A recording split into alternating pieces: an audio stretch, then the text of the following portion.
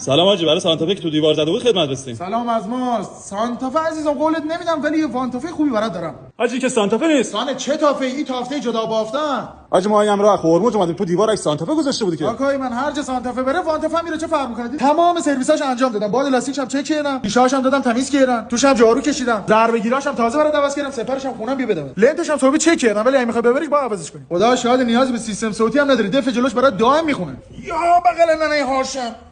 توپ خوشخواب بخاری نداره ولی برفاکنی داره. این خدا بیامرز ببین میره میاد. حاجی مدلش چند حالا؟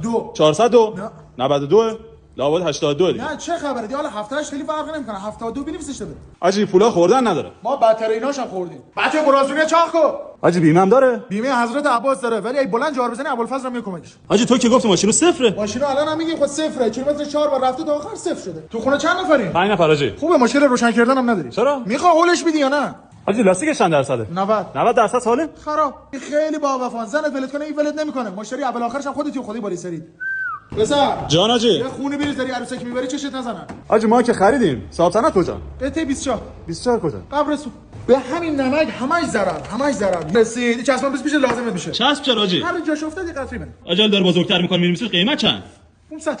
چه خبره؟ عزیزم تلخمون نکن. الان با 500 تومن هم نمیدنه.